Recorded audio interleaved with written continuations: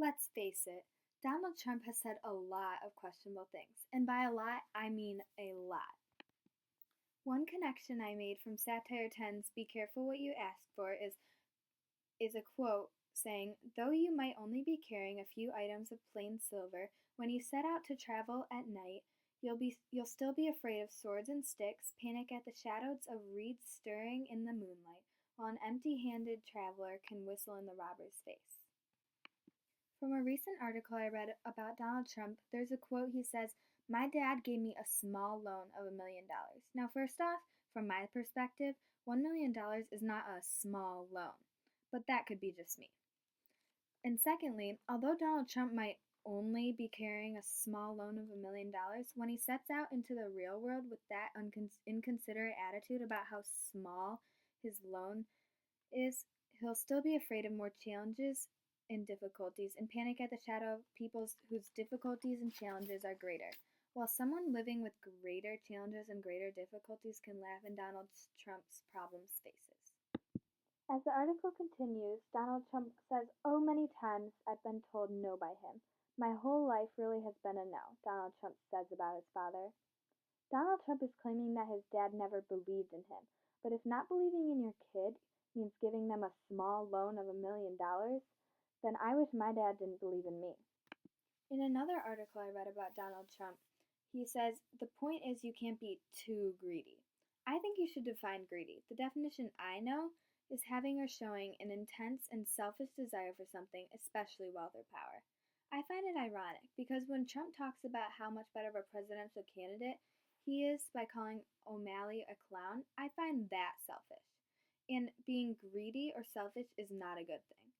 Also, when he says, "I consider that doctor extremely selfish who came back and then he toured New York, he went on crowded subways during rush hour, had dinner in Brooklyn, went to a bowling alley and bowled, and went all over the place. I think he's a very selfish person." Yeah, okay, Trump, like you're one to talk. I recall reading an article that states the three biggest complaints heard about Trump are narcissism, big ego, and would you look at that, a selfish desire to make money. I can't think of three worse qualities for a president to have, especially the selfish desire to make money. O'Malley is a clown. What is this? Donald Trump calling what could be our next president a clown? Seriously, is this what our world has come to? Presidential candidates bashing each other to further their personal careers is messed up. Look at our current president. Could you ever imagine him saying something like this? Never. No. No way. Look at that face. Would anyone vote for that? Can you imagine that?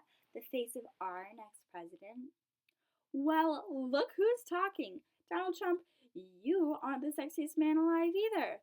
Who was the sexiest man alive last year? Channing Tatum? Yeah, looks like he's got some real competition there.